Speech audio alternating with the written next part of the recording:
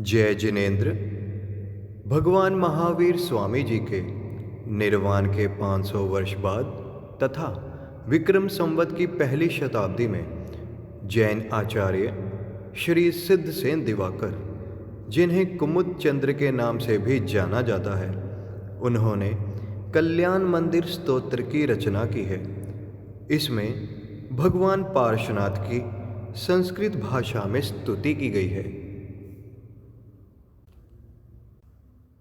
कल्याण मंदिर मुदारमवद्य भेदी, भीता भय प्रद मनिंदित मंघ्रि पद्मम्, संसार सागर निमज दशेष जंतु,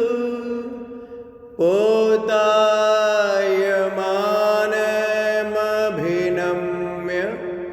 जिनेश्वरस्य, यस्य स्वयं सुरगुरुर्गरिमा बुराशे, स्तोत्रं सुविस्तृत मतिर्णविभुर्विधातुं, तीर्थेश्वरस्य कमठस्मै धूमकेतोस्तस्याहमेष्किल संस्त्वनं करिष्ये। सामान्यतोऽपि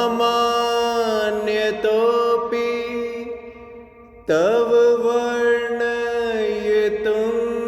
स्वरूपमस्मादृशा कथमधीश भवन्त्यधीशा, धृष्टोऽपि कौशिक शिशुर्यदि वादिवाधो, रूपं प्ररूपयति किंग किल घर्मरश्मे, मोहक्षयादनु भवन्नपि नाथ मर्त्यो, नूनं गुणान् गणयितुं न तव क्षमेत, कल्पान्तवान्तपयसै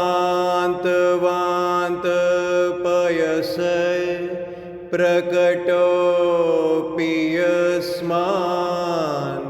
मीयेत केन जलधेर्ननुरत्नराशि, अभ्युदयतोऽस्मि तव नाथ जडाशयोऽपि, कर्तुं स्तवङ्ग्लसद् संख्यगुणाकरस्य, बालोऽपि किंग न निज बाहुयुगं वितत्य, विस्तीर्णतां कथयति स्वधियाम्बुराशे, ये योगिनामपि न यान्ति गुणास्तवेश, वक्तुं कथं भवति तेषु ममावकाश, जाता तदेम समीक्षितकारितेयं, जल्पन्ति वा निजगिरा ननु पक्षिणोऽपि, आस्तामचिन्त्य महिमाजिन संस्तवस्ते, नामापि पाति भवतो भवतो जगन्ति तीव्रातपोहत पांथ जनानि दाघे प्रीणाति पद्म सरसो निलोपी हृद्वर्तिनि त्वयि विभो शिथिली भवन्ति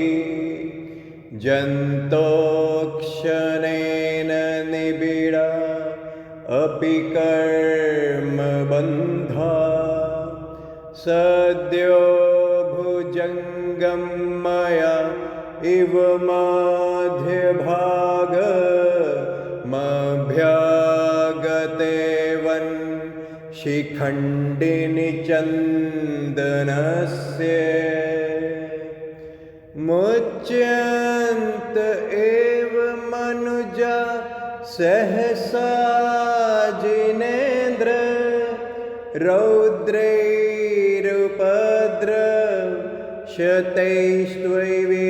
रौद्रैरुपद्रवशतैस्त्ववीक्षितेऽपि गोस्वामिनि स्फुरेत् तेजसि दृष्टमात्रे चौरैरिवाशु पशवै प्रपलायमाने त्वं तारको जिन् कथं भविनान्त एव त्वामुद्वहन्ति हृदयेऽन्यदुत्तरन्त यद्वादृतिस्तरति यज्जल्मेशनून मन्तर्गतस्य मरुतये सकिलानुभाव यस्मिन् हर प्रभृतयोऽपि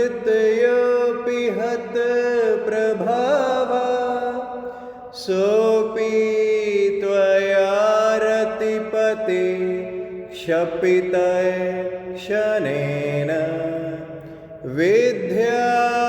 विद्यापिताहुत भुजय पयसाथयेन पीतं न किं तदपि दुर्धरवाडवेन स्वामिन्नल्प गरिमान्मपि प्रपन्नास् त्वां जन्तवै कथमहो हृदये दधाना जन्मोदधिं लघु तरन्त्यतिलाघवेन चिन्त्यो न हन्त महतां यदि वा प्रभावः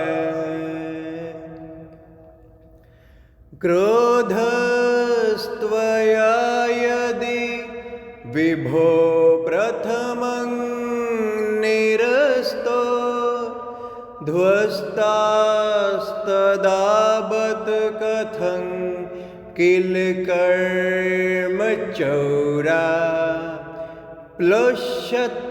प्लुष्यत्यमूत्र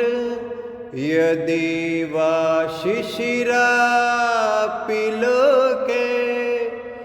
नीलद्रुमानि विपिनानि न किं हिमानि त्वां योगिनो जिन् सदा परमात्मरूप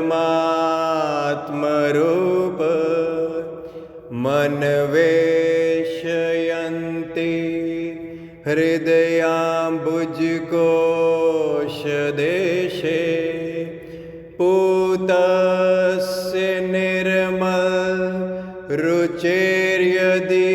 वा किमन्ये दक्षस्य सम्भवि पदं ननु कर्णिकाया ध्यानात् जिनेश भवतो भविनयक्षणेन देहं विहाय परमात्मदशां व्रजन्ति तीव्रानलादुपल भावमप्पास्य लोके चामीकरत्व मचिरादिवधातु भेदा अन्तै सदैव जिन् यस्य विभाव्यसे त्वं भव्यै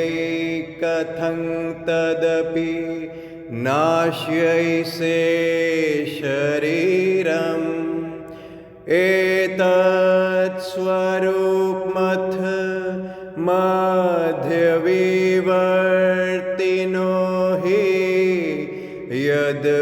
यद्विग्रहं प्रश्मयन्ति महानुभावा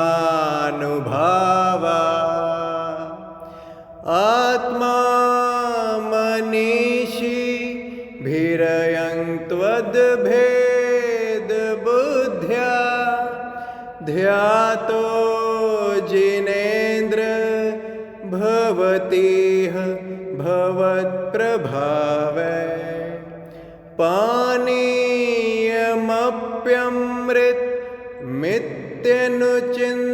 पानीयमप्यमृतमित्यनुचिन्त्यमानं किं नाम नो विष विकर्मपाकरोति त्वामेव वीत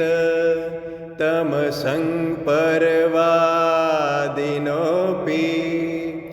नूनं विभो हरिहरादिधिया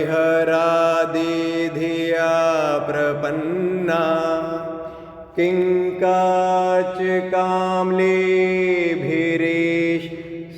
काचिकाम्लीभिरीषितोऽपि शङ्खो नो गृह्यते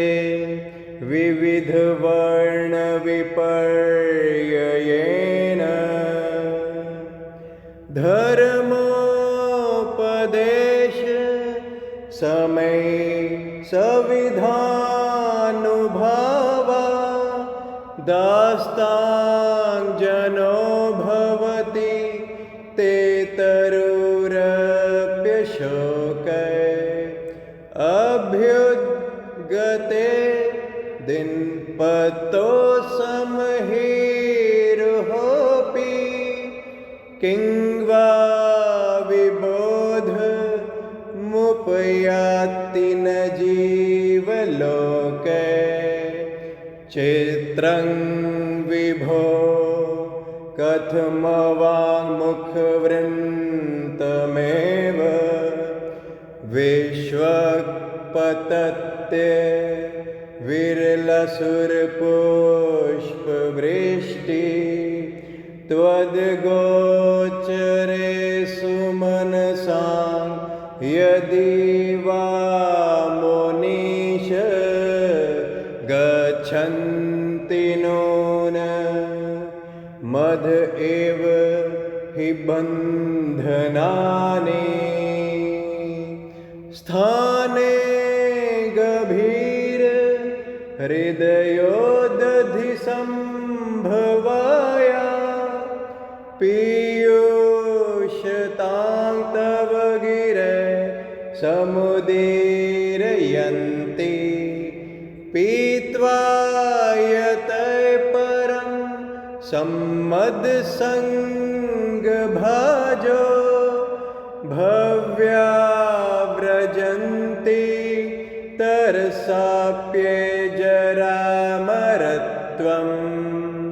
स्वामिन् सुदूरमवनं मे समुत्पतन्तो मन्ये वदन्ति शुचय सुरचामरोघा येस्मै नतिं विदधते मुनिपुङ् तेनो नमोर्ध्व गतये खलु शुद्धभावा श्यामङ्गभीर गिरमुज्ज्वल हेमरत्न सिंहासनस्थमिह भव्यशिखण्डिनस्त्वाम् आलोकयन्ति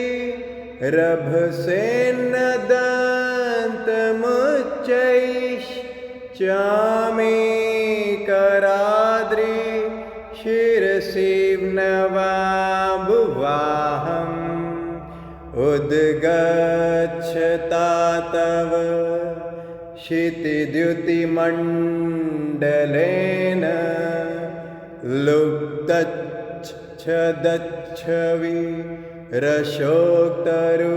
रसोक्तरुर्बभूव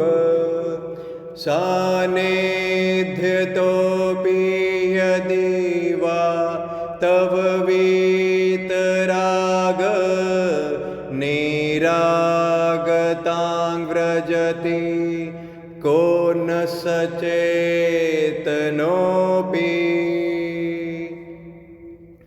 भो भो प्रमाद मवधूय भजध्वमेन मागत्य निर्वृति पुरीं प्रति सार्थवाहम् एतन्निवेदयति देवजगत्त्रयाय मन्येन्नदन्नभिनभे सुरदुन्दुभिस्ते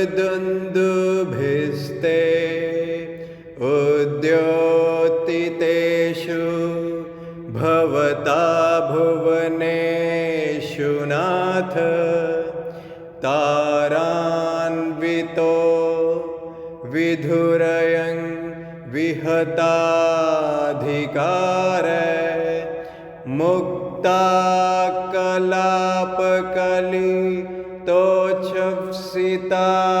मुक्ताकलापकलितोच्छ्वसितात्पत्र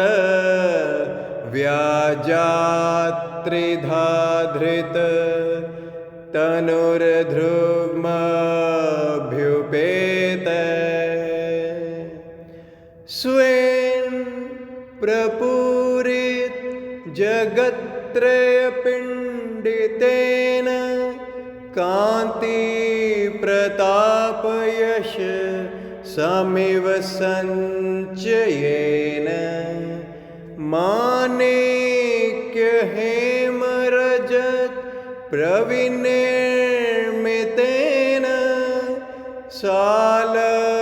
सालत्रयेन भगवन्नभितो विभासि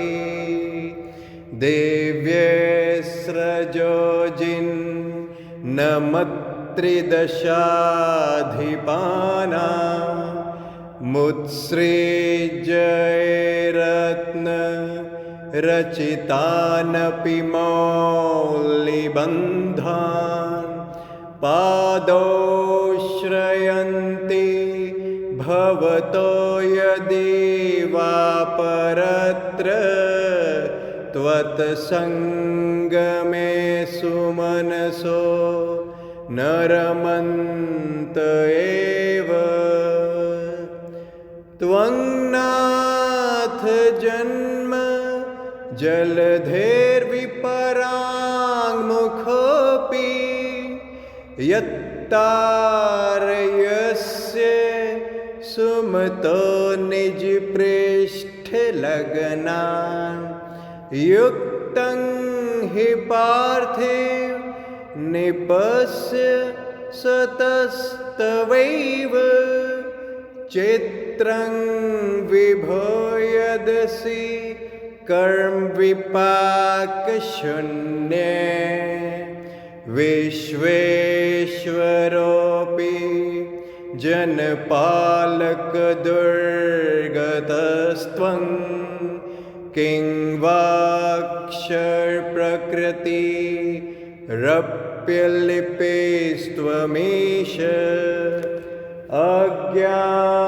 अज्ञानवत्यपि सदैव कथञ्चिदेव ज्ञानं त्वयि स्फूर्ति विश्वविकासहेतु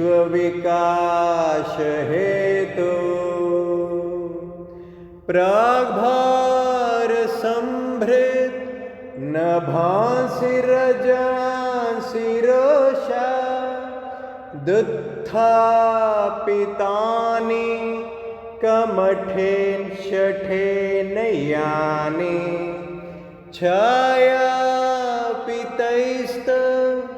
न नाथ हताशो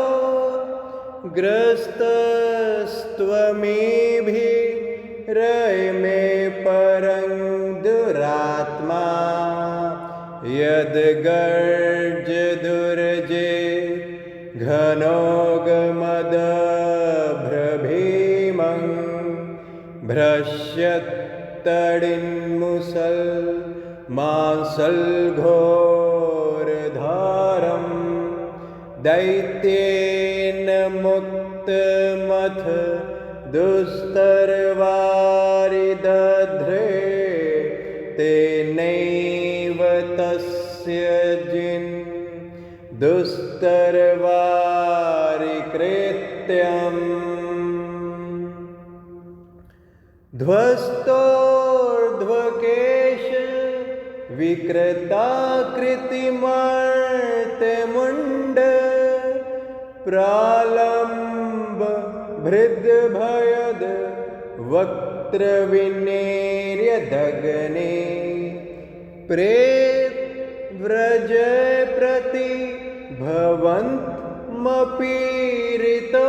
ये सोऽस्याभवत् प्रतिभवं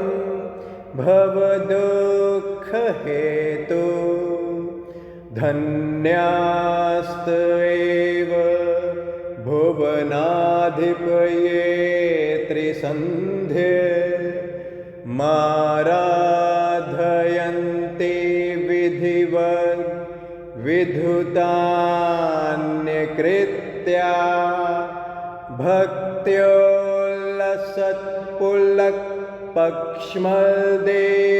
भक्त्योल्लसत्पुलक्पक्ष्मदेहदेशा पादद्वयं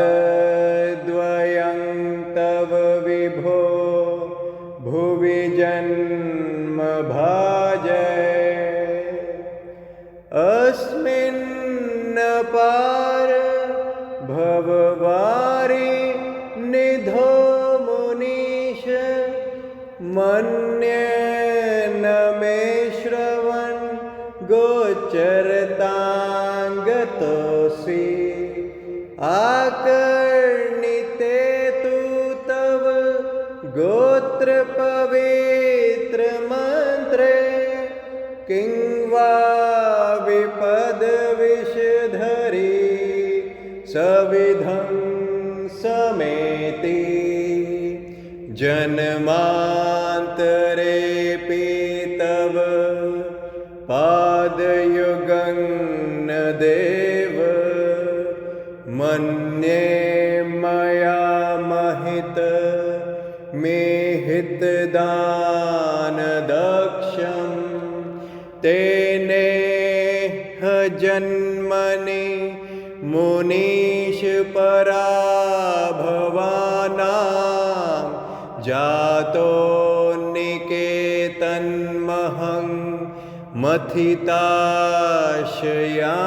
मथिताशयानां नूनं न मोह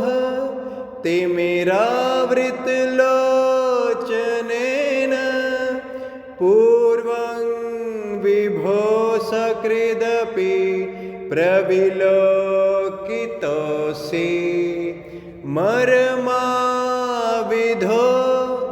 विधुरयन्ति हि मामनर्था प्रोद्यद्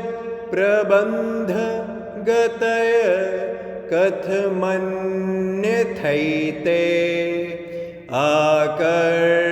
आकर्णितोऽपि महितोऽपि निरीक्षितोऽपि नूनं न चेतसि मया विधृतोऽसि भक्त्या जातोऽस्मि तेन जनबान्धवदुःखपात्रं यस्मात् क्रिया प्रतिफलन्ति न भावशून्या त्वं नाथ दुःखिजन वत्सल है शरण्य कारुण्य पुण्य वसते वशिनां वरेण्य भक्त्या न ते मयि महेश दयां विधाय दुःखाङ्कुरोद्गलन् तत्परतां विधेहि निसंख्यसार शरणं शरणं शरण्य मासाद्य सादितरिपु प्रथितावदातं त्वत्पादपङ्कजमपि प्रणिधानवन्ध्यो वध्योऽस्मि चेत् भुवनपावनहा हतोऽस्मि देवेन्द्रवन्द्य विदिताखिलवस्तुसार संसारतारक विभो भुवनाधिनाथ त्रायस्वदेव करुणा हृद्मां पुनीः सीदन्तमद्य भयद व्यसनाम्बुराशे यद्यस्ति नाथ भवदङ्घ्रिसरोरुहाणां भक्तेः फलं किमपि सन्ततसञ्चिताय तन्मे त्वदेक शरणस्य शरण्यभूया स्वामिन् त्वमेव भुवनेत्र भवान्तरेऽपि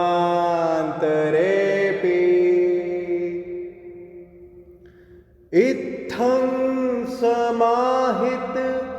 धियो विधिवज्जिनेन्द्र